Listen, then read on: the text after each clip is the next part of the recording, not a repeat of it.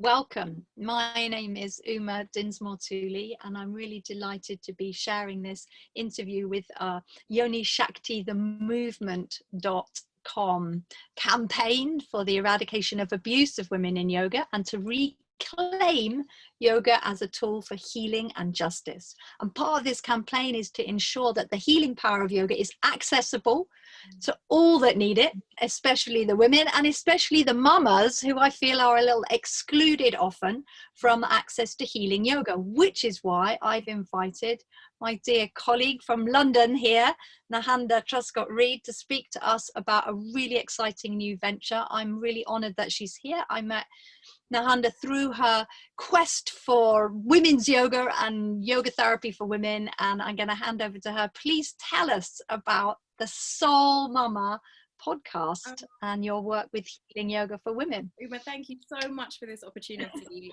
Coming across your book and your work and your training has literally kind of revolutionized my approach to my own life and the way that I support women. So it's such a privilege to be able to have these conversations and to take the work deeper and wider, hopefully. So yes, so I am Nehanda Truscott-Reid. I'm the Soul Mama coach, and I started Soul Mama as a answer to my deepest yearning when I first became a mother 5 years ago, and just realizing that it seemed like just a massive gap for women who were having experiences like mine, who were struggling in the kind of nuclear family setup, not feeling very supported, really yearning for some sisterhood and for some real resources that could ease us through, rather than it feeling like such a massive strain and struggle and burden.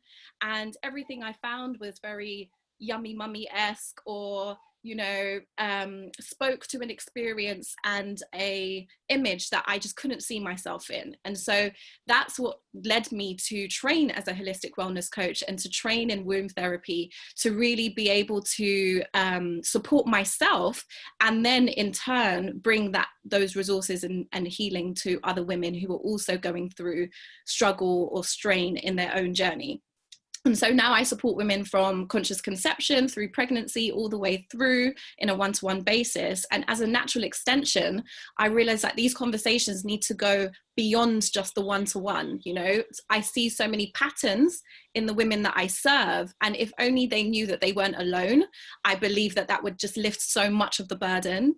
And so I thought, why not create the podcast? And so that's the birth of the Soul Mama podcast. It's to bring these conversations of healing, of awakening, of wellness within motherhood, of how we can actually use motherhood as a gateway for our own deepest potential realization, and something that we can thrive through and not just survive, right? And so I'm really honored to be able to share these conversations now. I've been very intentional about the women that I've approached, and I'm centering a kind of diverse plethora of women who normally don't get space in many of these conversations. And so that's also part of the mission as well, is just to kind of shine a light on women who are normally in the margins of these conversations, whether it's motherhood or yoga or wellness or healing. And so that's what I'm doing. Yeah. So some of the women that you've interviewed are deeply inspirational, because they're combining this powerful sharing of healing practices for mothers with a real sense of motherhood. As a yoga practitioner, I see mother almost as mothering as a kind of very profound yoga sadhana, like it's a yoga practice. And so I see that's a perspective that you're bringing. It's not, as you said, not just to survive it, like get through it and forget it and get the kids off to school, but actually to thrive in it. Definitely. Yeah, no, there's been some beautiful conversations. So I've been lucky enough to record the full first season, and I'm just now in the process of releasing them, so I can share some of the women that I've been speaking to. Yeah. When you said about motherhood as being a practice, that brought to mind an episode that will be coming out soon with Kelly Palmer, who I've mentioned to you before, Uma. She's known as the peace-filled mama on social media, but she really kind of coined that phrase for me, where she was like, it's not what happens on your mat, it's not what happens when you go to your yoga studio or when you're away from the family and you have that space to kind of really reflect and tune into your higher self. It's what happens when you're in the middle of the tantrum, when you're in the middle of the overwhelm, when you're in the middle of the I can't deal with this anymore. Like, that's the resource that the practice builds, right? And so this reframing of motherhood being the practice and not the thing that needs to happen despite the children, it's like, let's just reframe it. And that to me is a really big shift in the way that the conversation around motherhood has been in the mainstream. And I feel like one that gives women permission to just be in all of it, like embrace all of it, the messy, the chaos, the unknown, the out of control, and actually use that and harness it for our growth and for our deepest evolution, Absolutely. And to me, it really just warms my heart and lifts my spirit to see what you're doing with actually really bringing an intentionality, a focus on uplifting. And it kind of dignifies mothering in a culture which has really, it's like, oh, well, you're just with the kids. Oh, well, we don't get paid for that. It's just what we do. It's like, what do you do? And I always felt as a young mother, when I was trying to write, the books that Mother's Breath and all this work, was trying to actually see a way for us to really empower mothers to feel dignified and actually really uplifted in the practices of mothering as a yoga. I mean, that's what I see is happening here. It's really inspiring. So you want to speak about some of the other people that you've interviewed? So the peace-filled mama, Kelly Palmer, is a deeply inspirational figure. If you've not connected with her work, I highly recommend it. And who else can we hear from? So I've got one of my other teachers who you know very well, Shola Caroline Arawa. She's speaking about the chakras and how we can really come into an honoring of the healing that the root chakra needs to go through, having gone through the journey of motherhood. Whether you've birthed naturally or through cesarean, the root chakra would have been deeply affected and often not even brought into any closure or balance after that kind of passage. And so that episode, we really go deep into practices that women can do to ground into that root chakra. The first one that's gone out is with Jessica Huey, a mutual friend of ours as well, and she's basically talking about her own experience into motherhood and how that became something that at the beginning was all about her survival. She was a teenage mother. She was potentially kind of kicked out from home in a way, and she had to find her own strength and her own vision to define what success meant for her, and then how different that was to her becoming a mother second time around, and the lessons that she's learned and how motherhood has become integral to her purpose. Because I think often, like you say, women feel this immense pressure to find their purpose beyond motherhood, and if you have one and that's your calling, then amazing. But I think in and of itself, having children is a massive purpose, and it's a massive undertaking, and one that we just need to keep resourcing ourselves for. So I'm really honored that I've been able to hold these conversations with women who are speaking really honestly, really intimately, in ways that they may not have publicly before, in a way that I feel connects us as women who've gone through the experience of motherhood or are on the path to becoming mothers, to really understand that it's not just, on the one extreme, the yummy mummy who has it all together, and at the other extreme, kind of haggard mum who has nothing together, but that all of it is welcome and is honored. We're probably going to go through all of that. And so to just bring some compassion to ourselves and some kindness to ourselves and some forgiveness, and then resource us so that we're feeling strong and confident in stepping forward. Yeah, and I know that rest and yoga nidra has been part of your own yoga practice, I wondered if you'd like to speak a little bit about the yoga of rest as part of holistic wellness for mothers. For me, I just feel like, when we speak about rest being radical and revolutionary, like I'm sinking into that awareness more and more and more. I just feel like in the current crises that I feel like the planet is going through, and the kind of conversations of awakening that a lot of people are having to the realities, like there is this desire that people have to kind of spring into action, and a lot of the time it's coming from a reactionary place of fear, or from defensiveness, or from wanting to prove something. And actually I feel like rest allows us to just drop deeper into the parts of us that we know to be true, like beyond all of these things that are happening on a surface level, or a different kind of frequency to where we're actually at.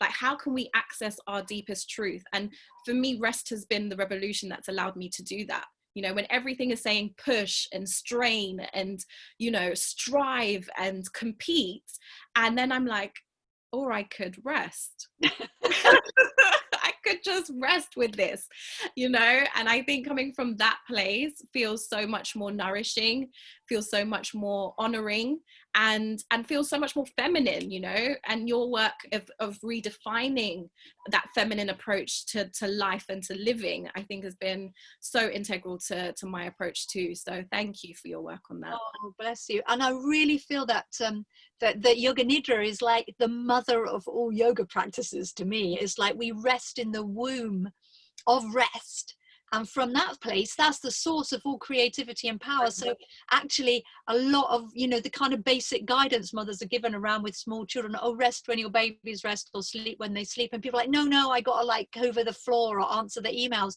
Honestly, and even now my children are older, my kids are between like 12 and 21 at this point, but those precious moments of resting, Yoga Nidra, you can do that with babies. Babies love Yoga Nidra. Kids, even if they're not going to do the practice, honestly, they'll love to see, to actually model. If you model that you rest, then actually kids grow up seeing adults resting, whereas at the minute, there's a sense that people keep going till they crash. Exactly. So I feel really delighted that the rest is part of the heart of what you're sharing, and the connections that build around people making these messages is so powerful. And to have Shola's work, if people aren't familiar with it, was really influential to me at the point where she put out Opening to Spirit. Yes. Which is a classic exploration of the chakras with African spirituality and a whole esoteric understanding of the chakras. And Shola, the energy doctor, I mean, then that book came out. I was a young mother with my 21-year-old boy now, who's now a baby, and I was writing Mother's Breath. And it was her guidance and that book, and what she had to offer to me as somebody holding space for me as a young mother, was just like, take your power back. Yeah. So I really feel it's such a beautiful connection to me with our, I have a really soft spot in my heart for South London, for Brixton, and for having all my kids were born there in yoga space. It feels like an incredible affirmation at a grassroots level of the deep connections. I think there's a special ley line that runs through South London, and all the yogis. Yeah, I was born and raised in Brixton, and so yeah, it definitely has a special place in my heart too. And yeah, I think coming back to what you're saying is about these connections. I think motherhood in this day and age can feel so isolating, and I find that what a lot of women say to me is just that what they're suffering from is loneliness. We have all these titles, around postpartum depression, and what I really see women are suffering with is deep loneliness and yearning for sisterhood. And so the work that we're doing, you with the Only Shakti and me with Soul Mama Journey, for me, it's just about providing that sisterhood in all ways that we can. And so, yeah, it's deeply spiritual work, and I feel so humbled to be able to do it. Yeah, I just wanted to add in something that hopefully affirms and amplifies what you're saying about understanding these initiations into the life cycle of women. And we're talking about a particular point here, so about motherhood, but around every aspect of inhabiting the bodies that menstruate, that give birth, that breastfeed, all of these, each human experience is open to an understanding of this really profound capacity to connect. And I feel this is the message you're giving, is a connection at a local level that I think is really encouraged, women who are seeking out like-hearted women to connect with. And I think that your work encourages that, but also a connection with a sense of real purpose and meaning in life that can get a bit lost in the day-to-day welter. Exactly. Also a connection to a resource that is beyond ourselves, you know, like when we speak about connecting to the earth, we speak about connecting to nature, we speak about connecting to a higher power. It's about nourishing and resourcing ourselves in a way that we are often feeling like we're giving as mothers, right? We're giving our time, we're giving our energy, we're giving our emotional support, we're giving, potentially sacrificing jobs and careers, and there's the sense that there's no payback. And actually what I'm inviting women to live from is a place that actually we can resource ourselves, you know, by actually opening this connection to what's higher than ourselves and seeing our purpose within that bigger circle. Then we can actually fill ourselves and actually be in a place that we're nourishing and resourcing and feeling whole and complete and not just depleted, you know. So absolutely honoring the yogic path of mothering, and honoring all the mothers, and honoring you for the beautiful, you're creating, it's a nourishment and a nurture in the same way that rest nourishes us. I feel there were no podcasts in 1998, and I would have so wished that there was, but I just feel it's such a beautiful resource that you're putting out, a thing of beauty, a thing of power, and a beautiful inspiration for all mothers on this path of like holistic wellness and yoga. So I'm giving deep thanks. Is there anything else that you would like to say? Where can people find you, Nehanda? People can find me on Instagram at Soul Mama Coach, and I am on soulmamajourney.com. So there is a blog on there. There are more resources and ways to work with me. I'm still opening to clients one-on-one, and I'm still homeschooling my 2 little children, but we're making it work. And so there will be more things coming out. The podcast is obviously the thing that I'm focusing on quite heavily right now. So if people want to get in touch and maybe even recommend other guests, I'm recording season 2 now too. So it would just be lovely to hear people's thoughts and feedback and see how it fits in with people's lives. You know, I want it to be a really real resource for women. So yeah, I would love to hear from anyone who wants to get in touch.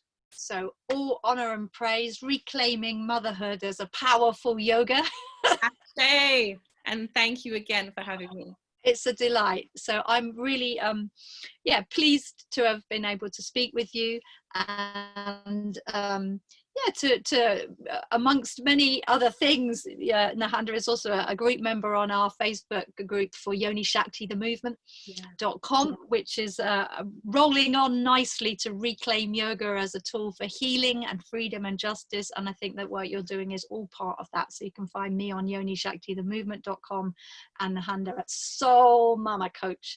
Thank you so much. Jai Ma. Honor to she whose body is the earth, and to all of the mothers, honoring you, all power to you. Thank you so much for your time, love. I'm going to stop this recording now, and hope that you've enjoyed listening to our conversation this morning. Let me take a pause, stopping the recording. Oh, that was so beautiful. Thank you, Uma. Hang on, I think I didn't stop it. That was a little stop.